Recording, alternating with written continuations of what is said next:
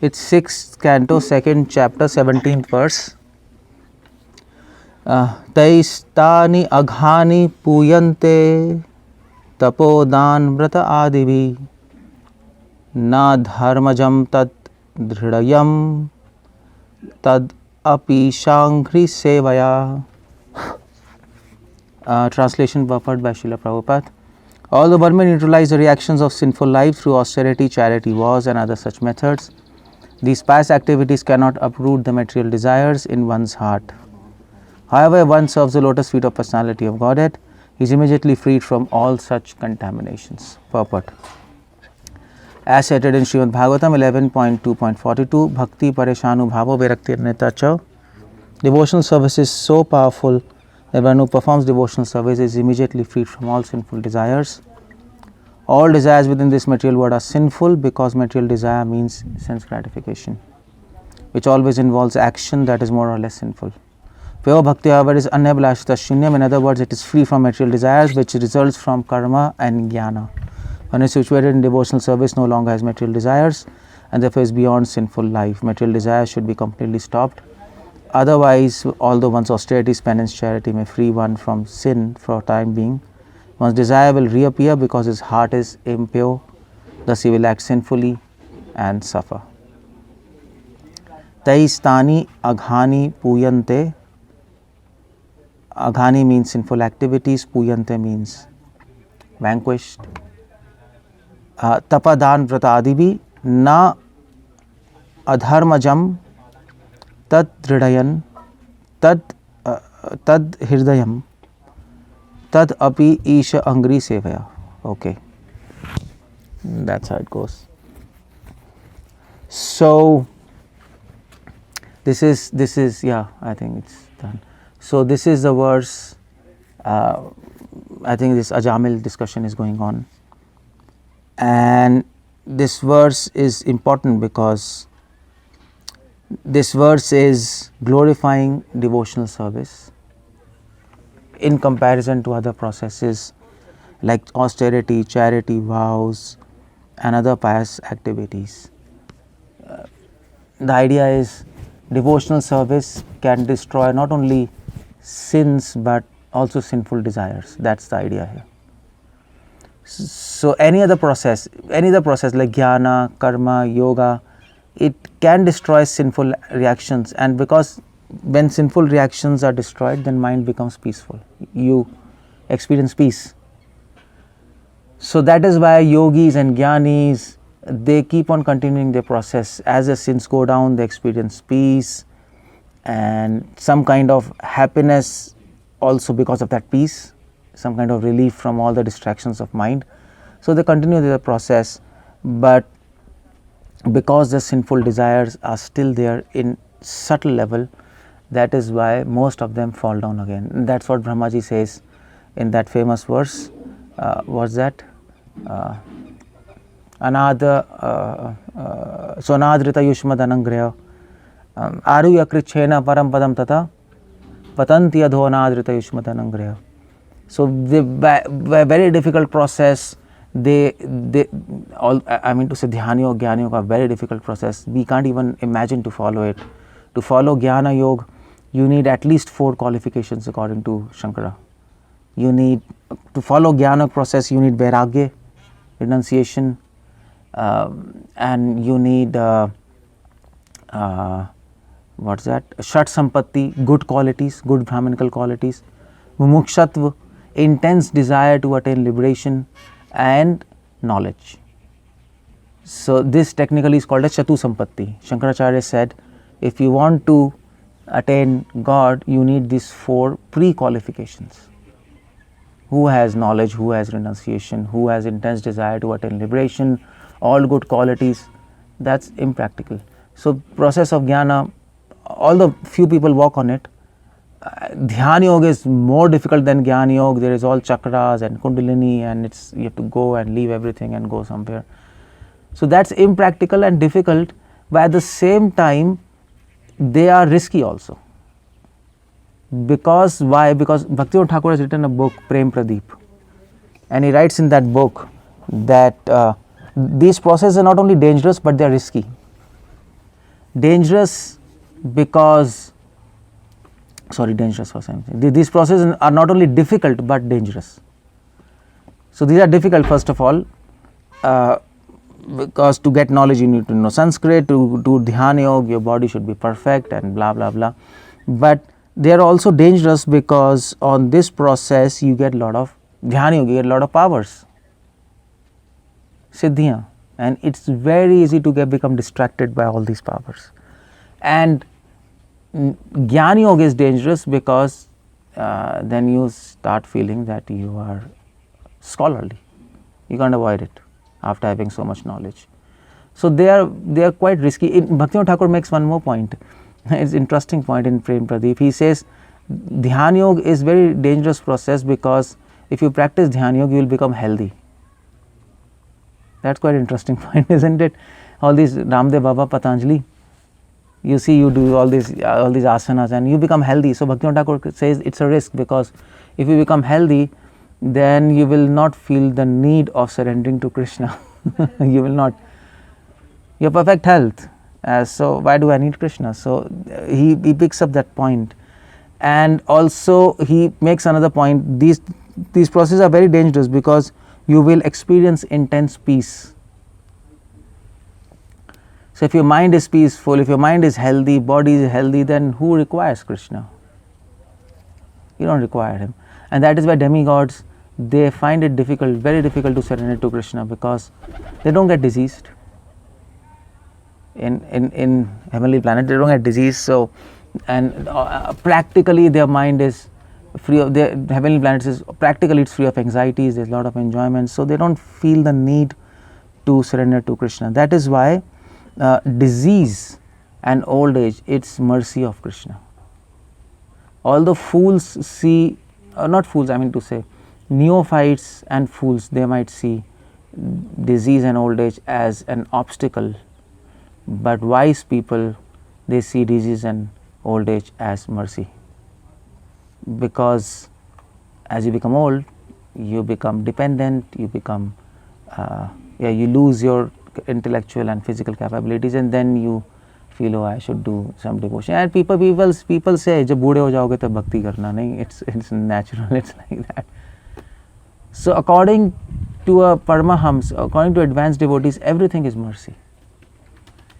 Of course, the function of that mercy might be different.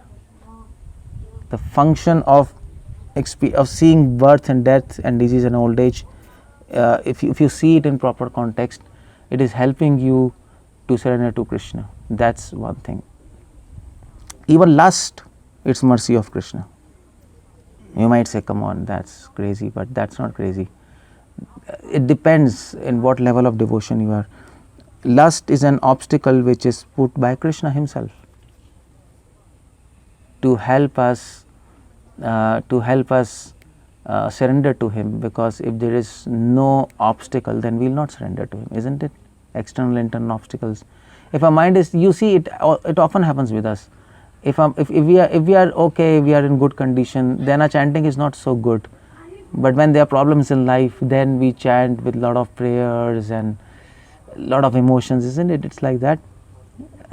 So actually, once I was in Chapati, and there was an earthquake there, like it was moving. So all of us, we ran out the temple.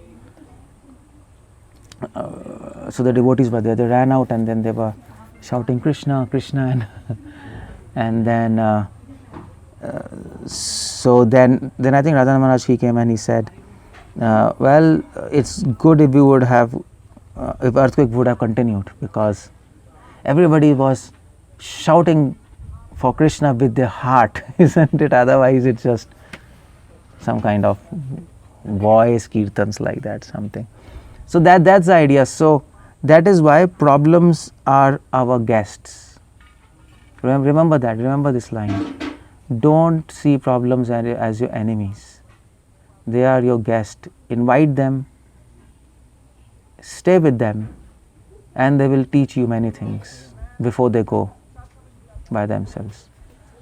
But for weak people, they see problems as a danger, as an obstacle. They try to avoid problems, and in the end they don't learn anything. They might find a solution to problems, but in the end they lose, because even if they solve the problem, the function of the problem is lost. Now you see, there is a story in this. There is a small story.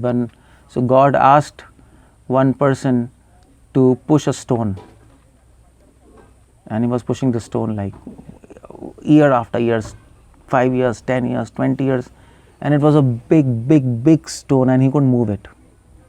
So he was completely frustrated, and he said to God, "See, you asked me to push the stone, but I can't move it. I failed." So God said, "I didn't ask you to move the stone, I asked you to push the stone." So he said, "Why?" And God said, "Well, I wanted to make you strong.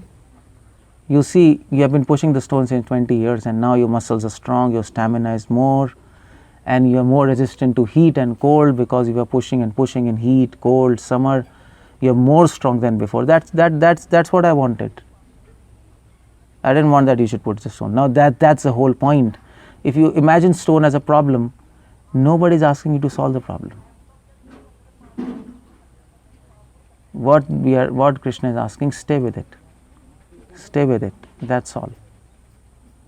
Keep on continuing devotion, and they will teach you many things. And so lust is an internal problem, lust, anger, envy, greed. External problems, material world. We all read Adhyatmik, 𝗙𝗲𝗪𝗀𝗪𝗀 and 𝗙𝗲𝗪 𝗪𝗂𝗪, all these things, all this theory. So there's, I mean to say, there are so many other problems. My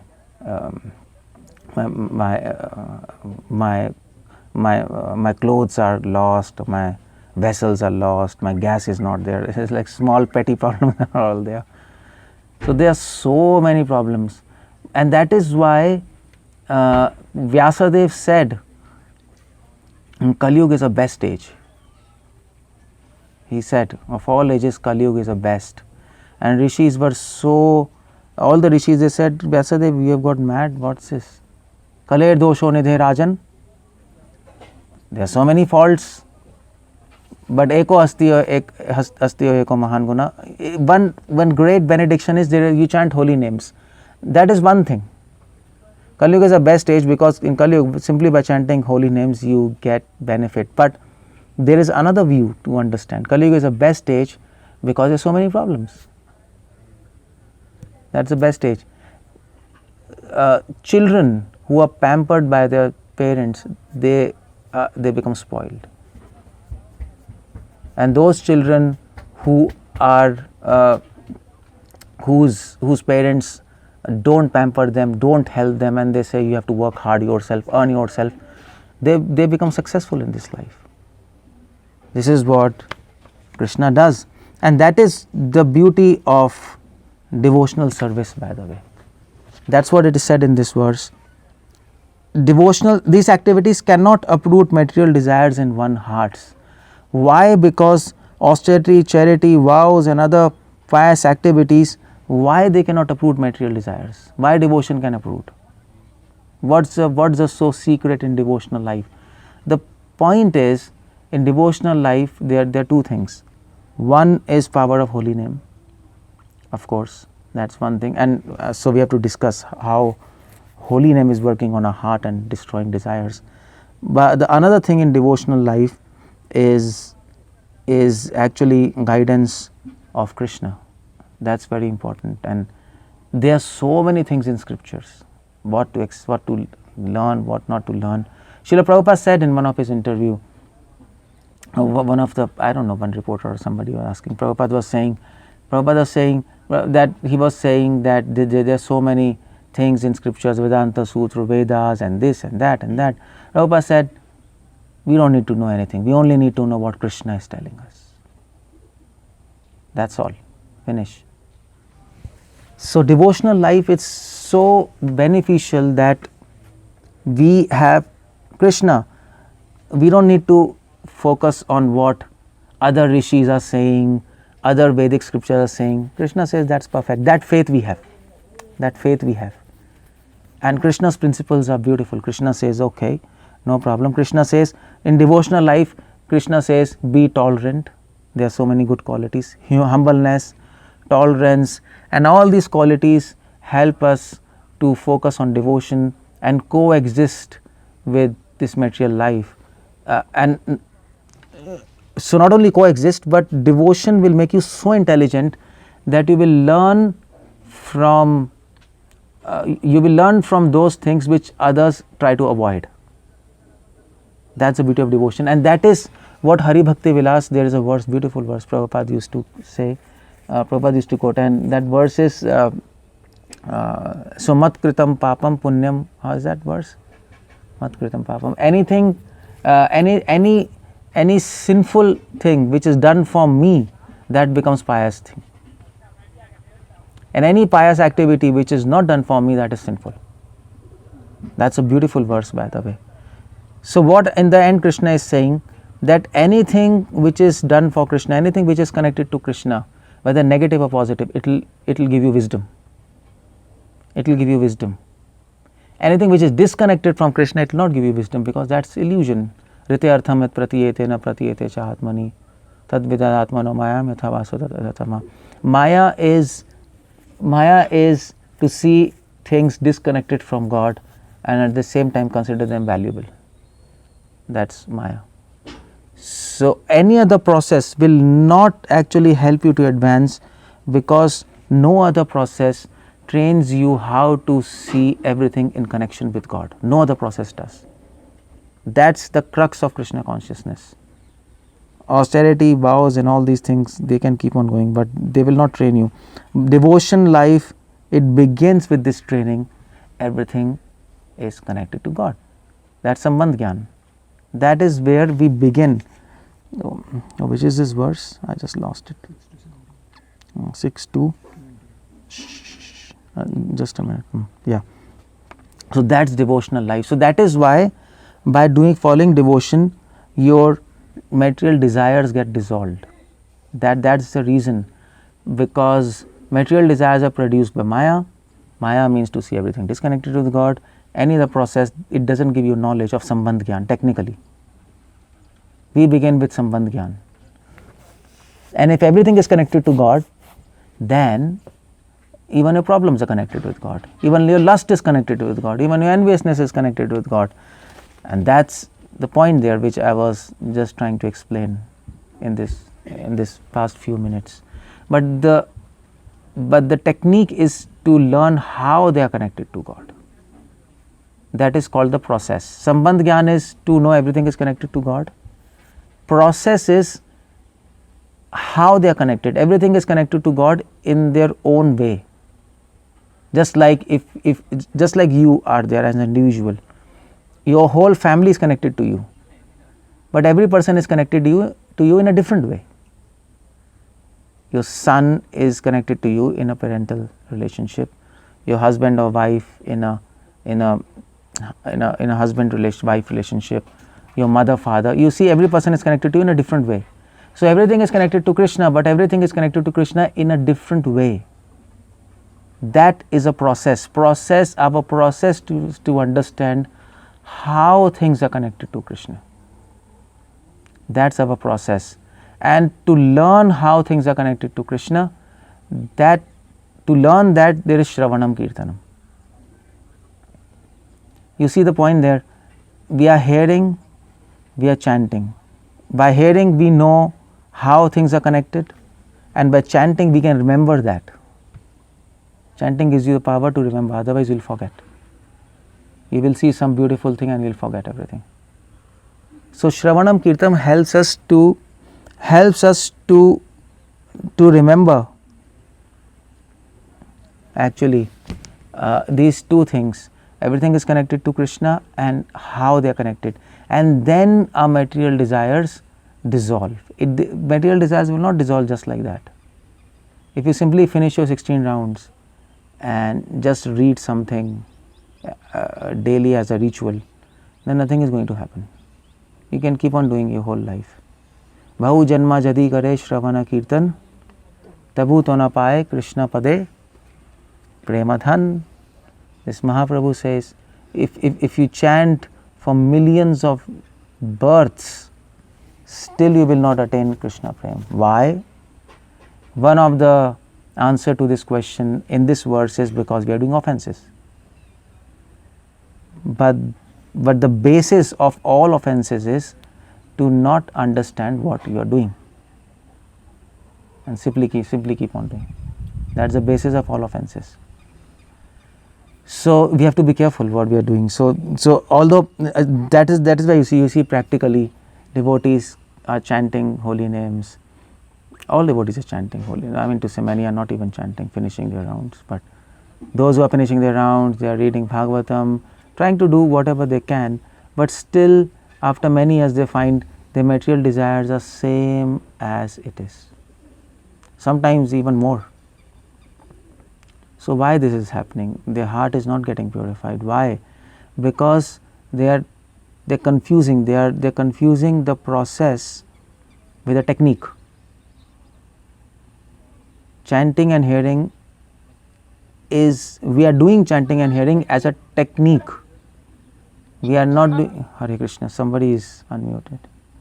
We are doing chanting and hearing as a technique. We are not doing chanting and hearing as a process.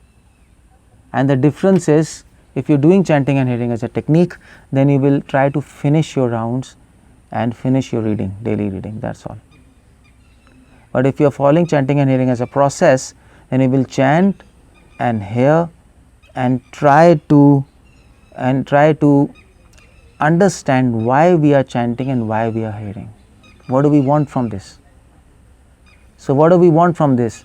By chanting and hearing, we will understand how things are connected to Krishna, and we will remember it when we are moving in this material world and interacting with so many sense objects. Every second we are interacting with I mean to say, so I am not saying that you'll remember everything when you are doing job and everything. That's not the point. You might be in temple full time. The idea is we are interacting with sense objects, and sense objects are tempting, sense objects are attracting, so we will tend to forget everything. So that is the idea. It's remembrance. Shravanam, Kirtanam, Smaranam. Smaranam is the effect of Shravanam and Kirtanam. Kirtana prabhave smarana hobe se kale nirjana bhajana sambhav. So that's the point. Why we are chanting and hearing? To have remembrance. What kind of remembrance? Do we want to remember the face of Krishna, the flute of Krishna? Yes. But more than that, we want to remember the fact that things are connected to Him, and how they are connected. That knowledge we have to keep in mind. Otherwise, we will go into illusion, completely into illusion. So, and that when we remember it 24 hours, then we become pure. Purity means to see everything in connection to Krishna according to devotional life. And once you see everything connected to Krishna, Bhaktivedanta Swami says in the same song, Tumara kanak bhogera janak, 𝗙liche𝗹𝗹𝗀𝗀 Madhava. Whatever you see as an object of sense enjoyment, it is for the enjoyment of Krishna. Everything belongs to Him. That's the idea. We have to remember it. Otherwise, we'll fall into sense gratification. We become impure. Simple. That's our philosophy, by the way. So that is a scientific explanation how devotion purifies material desires. I explained you just. It is not enough to say, oh, we'll chant holy names, our heart will become pure. How? That's how I explained now in this talk. How our heart becomes pure? By doing devotional service. A heart becomes pure only when we do Shravan Kirtan, not as a technique but as a process. By process I mean to remember what is a goal of Shravanam and Kirtanam. Otherwise it doesn't work. So that's one thing. Another point in this verse is that you see all sinful reactions. Rupa Goswami says, 𝗪𝗃, was that prarabdha? All other processes, they will dissolve and burn prarabdha, fructified reactions and unfructified. But as far as 𝗪𝗃, that means the desire to do sinful activities, that doesn't get dissolved. That also you can handle to certain extent, Gyan Yoga can help you to get relieved of certain desires to do sinful reactions. It's not that they don't help. Karma Kand, that doesn't help in any way to remove desires. That's only concerned with sinful reactions. Jnana Yoga and Dhyana Yoga, they remove sinful reactions as well as to some degree some desires to enjoy.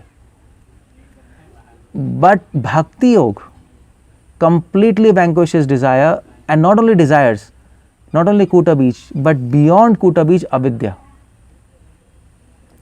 Avidya means, avidya means the tendency, avidya means enviousness of Krishna. From where our desires are originating, sinful desires. So bhakti is working on the core. Not so this verse is just saying that your desires are, sinful desires are vanquished. But bhakti is going much deeper than that. Not just desires. Bhakti is questioning from where these sinful desires are coming. Why? If we are spirit souls, if we are pure, why these material desires? The answer is avidya. Avidya means enviousness of Krishna. That nescience we are having, that bhakti will destroy. Because we don't like Krishna, that is why we have these sinful desires. By sinful desires, Prabhupada explaining, sinful desires means the tendency to enjoy. Sinful desire doesn't mean you're killing somebody, you are doing theft. So in normal materialistic word, stealing, killing, these are sinful, or intoxication, 4 rules we follow. But according to devotional insight, everything is sinful in this material. Prabhupada says everything is more or less sinful. Material desires means sense gratification, which always involves action that is more or less sinful. So material desires, sinful desires is sense gratification. So as soon as we enjoy, we are doing a sin. And that is called material desires. And why we are enjoying anything in this material world?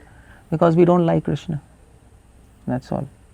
Because we don't like Krishna, so we don't want to give that beautiful thing to Krishna and we want to take for ourselves. That is called sense gratification. If we like Krishna, then we want to give him. Just like a mother. If a mother likes something, a food or any item, first she will give to her child, isn't it? She will make something, food item, and she will taste, oh, this is nice, let me give to my baby, like that, because she likes her child. She loves her child. Similarly, if we love Krishna, if we like him, we will give to Krishna first. But sense gratification means you take and not give. This is called envy. So, the fact that we are all doing sense gratification, we are all envious of Krishna. So, we can't say that we love him until we are freed from sense gratification 100%. That will be a lie. That will be cheating ourselves. We will be cheating ourselves. So we should not say, I love Krishna. You are speaking a lie. You are implicating yourself in sinful reaction. What we can say is, better, what we can say is, I long to love Krishna. I want to love him. That's a good statement. That's a humble and realistic statement. Otherwise, we are hypocrite. We are doing sense gratification, and at the same time we are saying I love Krishna. These two things are not possible. It's impossible. So that's a point which Prabhupada is making. Prabhupada is making here this point. Sinful, all desires within material world are sinful because material desires means sense gratification. So although there are 4 regulative principles in Krishna consciousness, no intoxication, no gambling, no meat eating, and no, what's the 4th? I forgot. No meat eating, no intoxication, no illicit sex. Yeah. So 4 regulative principles. We forgot that. That's a pathetic situation. Anyway, so 4 regulatory principles are there. So we okay, this is sinful, we are going to leave it, but actually that's a starting. These are gross sinful desires. But then slowly we advance in devotion and we realize, my God, my whole life is sinful because every second I am doing sense gratification. I am even trying to enjoy Krishna. What about that? That realization will come when we are a bit advanced. Otherwise, we will not even realize that we are enjoying Krishna. That is very difficult to realize. In fact, this Ramayana, 𝗙𝗪𝗪𝗀𝗪𝗀, Shatrughan is there. Shatrughan, the name of Shatrughan is Shatrughan because Ghan means destroy, Shatru means enemy. He destroyed the greatest enemy, and the greatest enemy is to enjoy God. He didn't accompany Ram. He said, well, I can accompany Ram, but I don't want to enjoy him, I want to serve him.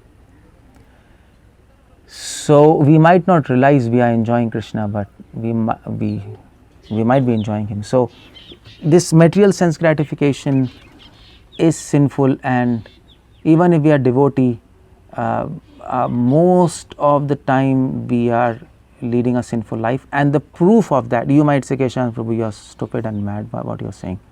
But the proof of this is that we are not feeling bliss in devotion. Always. It's not happening. Am I right? I don't know about you all devotees, but you might be floating in bliss, but I am not. It's not easy. Chanting is difficult and devotion is difficult. Sometimes it's blissful, but many times it's frustrating, and we have to carry on because we understand why we are doing devotion and the other things. But it's not always blissful. We are not jumping up and down in ecstasy, and it's not happening always. And the proof of this is we are leading a sinful life. The proof is there is no bliss always, and more important than that, the proof is while chanting we are not able to remember Krishna spontaneously. Nothing is happening. It's just chanting Hare Krishna, Hare Krishna. So that's a proof. So somewhere or the other we are doing something wrong. Otherwise this process is powerful, it's going to give effect. If you have fever and if you take aspirin, your fever should go down. So what's the problem? You took aspirin and your fever doesn't go down. What's the problem? The problem is probably you didn't take the prescribed dosage. Doctor said 3 times a day, but you took once. Or another problem could be that tablet is not aspirin. You took something else. You took a sugar pill instead of aspirin. Otherwise it should work. So holy name should work and it will work, but it's not working. So there's a problem in us somewhere, and the problem is this, that we are doing material sense gratification. We are involved in sense gratification. We are involved in sinful life even while we are doing devotion, and that's what Sukadeva Goswami is saying. If one serves the lotus feet of personality of Godhead, is immediately free from all such contamination. Now here the point is to understand what is service. That's the point I am coming to. In devotion, you can enjoy devotion or you can serve devotion. There are two things. You can enjoy Krishna or you can serve him. You can enjoy holy name or you can serve holy name. You can enjoy Bhagavatam or you can serve Bhagavatam. You can enjoy lecture or you can serve lecture. You think about it, what I am saying. There's a two very different things. But to distinguish between these two is very difficult. You are enjoying holy name or serving him. You will not even understand what's the question. What do we mean by enjoying holy name? What do we mean by serving holy name? I am chanting holy name. You will not even understand it. To understand this statement requires a level of devotion. Entire life of Bhakti Siddhanta was this, to explain what do we mean by enjoying holy name, what do we mean by serving holy name. His entire life was that. What do we mean by enjoying Krishna or serving him, enjoying prasad or serving prasad. I mean to say, we have a different dictionary. We say eating prasad, we say seeing Krishna, we say chanting holy name. But this is not the dictionary of Bhaktisiddhanta or Srila Prabhupada or Gaudiya Vaishnavas. This is not the dictionary. We don't talk like that. This is mundane language. Students of Bhagavatam don't talk like that. So we don't say we are eating prasad or honoring prasad. We say, are you serving prasad? So what do we mean by that? If we serve prasad, are we not supposed to eat it? We are definitely eating, but then what do you mean by that? We don't say you see Krishna. We say, are you enjoying Krishna or are you serving him? So are we not supposed to see his deity? No, we are supposed to see and appreciate his beauty. But then what do you mean by serving and enjoying Krishna? So you see, our dictionary and terms are very different. And that is why you see, although Bhagavatam says if you serve lotus feet of Supreme Personality Godhead, you are immediately freed from all sense gratification, all sinful desires. But this is not happening because we have not grasped the concept of service. What is service? What is enjoyment? We have to really understand and do PhD in this subject matter. What is service? Devotion means service, but what do we mean by service? How illusion can confuse us between service and enjoyment? What is the result of service? What are we looking for when we are serving Krishna? All these questions has to be absolutely clear if we want to attain love of God. Otherwise, nothing is going to happen. You can just sit in your house, keep on chanting, do whatever you want, but it will not go love of God. Love of God is not easy to attain, isn't it? Or is it easy? I don't know, you might think it's easy, but Manushanam sahasreshu kasyadati siddhaya tatamapi siddhanam kaschin mam veti. Out of thousands of devotees, one will attain love of God. It's precious. Krishna doesn't distribute like that. Who will get? Who understands all these things? Either you read or you associate with devotees. Try to meditate on these points. Try to solve these questions. Ask help from Krishna. He will help you. He will inspire you from within your heart. But the questions has to be there with you before you answer them. If questions are not there, then how do you answer them? That is why I am giving you questions today. I am not giving you answer. I have given you many questions. You go and think what I have said. It might take you a whole lifetime or many years, or you might solve these questions quickly. It depends how much you think about it. So that's this verse all about. I think I'll stop here because there's so many things I've talked. Hare Krishna, Srila Prabhupada ki jai. Any questions? I have given you questions, but now you have to solve them. But any questions other than these?